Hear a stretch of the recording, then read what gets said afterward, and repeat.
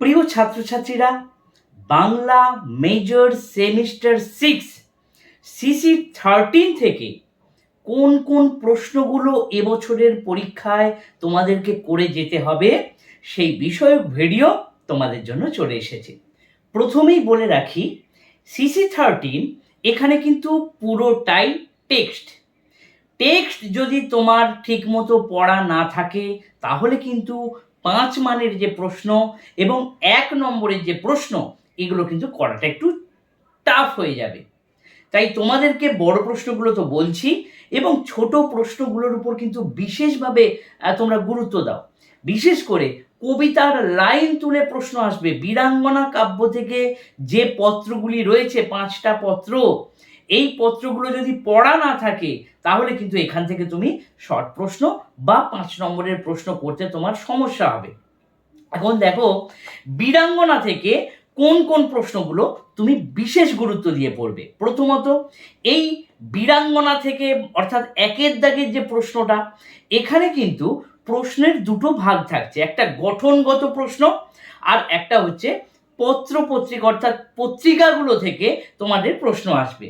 গঠনগত থেকে যে প্রশ্নগুলো, সেগুলোর মধ্যে প্রথম করে যাবে বীরাঙ্গনা কাব্যের নামকরণের সার্থকতা, এটা করছো।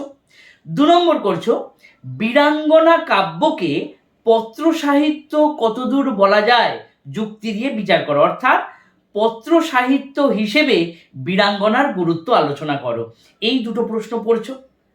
3 নম্বর প্রশ্ন যেটা তোমাদেরকে করতে হবে, বীরাঙ্গনা কাব্যের উপর পাশ্চাত্য প্রভাব কতখানি আলোচনা করো, এই প্রশ্নটা। 4 নম্বর প্রশ্ন, বীরাঙ্গনা কাব্যের নায়িকারা কোন অর্থে বীরাঙ্গনা আলোচনা করো। এই 4টে প্রশ্ন হচ্ছে গঠনগত দিক থেকে তোমরা করছো। এছাড়া এখান থেকে যে পত্রিকাগুলো রয়েছে, সেই পত্রিকাগুলোর ক্যারেক্টার, অর্থাৎ তোমাকে প্রশ্ন আসতে পারে বীরাঙ্গনা কাব্যের 11তম পত্র নীরোধ্বজের প্রতি জনা, এখানে জনার মাতৃহৃদয়ের আকুতি কিভাবে প্রকাশিত হয়েছে। কিংবা এটাও বলতে পারে যে জনার মাতৃহৃদয়ের আকুতি না বীরাঙ্গনা ভাব, কোনটা বেশি গুরুত্ব, এই রকম প্রশ্নগুলো আসতে পারে। তারা চরিত্রের মধ্যে আধুনিকতা কিভাবে দেখা যায়, লক্ষণের প্রতি শূর্পণখা প্রবন্ধে, অর্থাৎ এই 5টা যে পত্র রয়েছে তার মধ্যে অত্যন্ত গুরুত্বপূর্ণ হচ্ছে 3টে, সোমের প্রতি তারা, লক্ষণের প্রতি শূর্পণখা এবং নীলোধ্বজের প্রতি জনা। তবে বারবার বলছি, প্রথম পরীক্ষা, তাই একটু মনোযোগ দিয়ে যে কোনো একটা ভাগ করো। নয় তোমরা 5খানা পত্র পড়ে যাও ভালো করে, আর নয় গঠনগত প্রশ্নগুলো ভালো করে দেখো।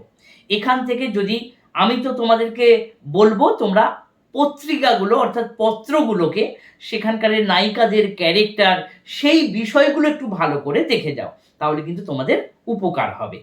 এরপর আসি মডিউল 2। মডিউল 2তে ক এবং খ ভাগ রয়েছে।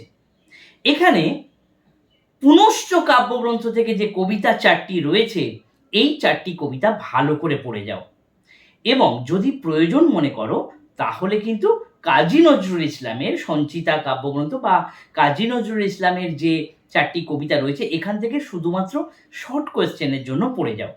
এখান থেকে কিন্তু শর্ট কোশ্চেন পড়ে গেলে এখান থেকে কমন তো অবশ্যই পাবে, কিন্তু 5 নম্বর এবং 15 নম্বরের যে প্রশ্ন, সেটা শুধুমাত্র পুনশ্চ কবিতার 4টি কবিতা পড়ে যাও। এর মধ্যে থেকে খুব গুরুত্বপূর্ণ ছেলেটা, সাধারণ মেয়ে এবং বাঁশি।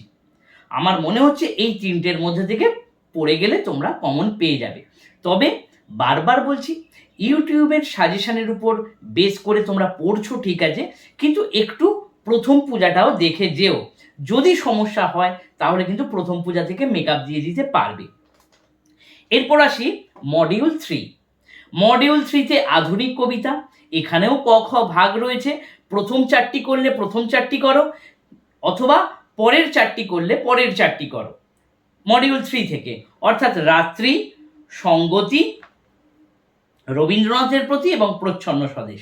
এই 4টে করে গেলে 5 নম্বরেরও কমন পাবে এবং 15 নম্বরের কমন পাবে। কিন্তু 1 নম্বরের প্রশ্ন কিন্তু সব কটা থেকেই দিতে পারে। এটা একটু মাথার মধ্যে রাখো। প্রত্যেকটা কবিতার কাব্যগ্রন্থ, কোন কবিতা কোন পত্রিকায় প্রথম প্রকাশিত হয়েছিল, এইগুলো একটু ভালো করে দেখে যাও। কোন কবিতার মধ্যে দেখবে ভালো ভালো সুন্দর সুন্দর লাইন রয়েছে, সেই উক্তিগুলো সুন্দরভাবে করে যাবে, দেখবে তোমার এখান থেকে কোনো সমস্যা হবে না। তাহলে তবুও বলবো, ছেলেটা, সাধারণ মেয়ে এবং বাঁশি, এই তিনটে কবিতা ভালো করে করে যাও, এখান থেকে কমন পাওয়ার সম্ভাবনা রয়েছে। এবং প্রথম পূজাটা একটু দেখে যাও। এটা গেল। এবং রাত্রি রবীন্দ্রনাথের প্রতি এবং প্রচ্ছন্ন স্বদেশ, এই তিনটে ভালো করে দেখে যাও। সঙ্গতি কবিতাটা জাস্ট একটু দেখে গেলে হবে, সঙ্গতি থেকে আসার সম্ভাবনা নেই। তবে রাত্রি, রবীন্দ্রনাথের প্রতি এবং প্রচ্ছন্ন স্বদেশ, এই তিনটে কবিতা থেকে যে প্রশ্নপত্র রয়েছে তোমাদের কাছে, সেই প্রশ্নপত্রগুলো ভালো করে করে যাও, এখান থেকে কমন পেয়ে যাবে। আর সঙ্গতি থেকে একটি প্রশ্ন করে যাও, কোনগুলোকে সঙ্গতির মধ্যে এনেছেন, কোনগুলোকে অসঙ্গতির মধ্যে এনেছেন, এই বিষয়ক যে তুলনামূলক আলোচনা, এইটা একটু দেখে গেলে এখান থেকে আশা করছি তোমরা কমন পেয়ে যাবে। তাহলে এই পর্যন্ত তোমাদেরকে আশা করি বোঝাতে পারলাম।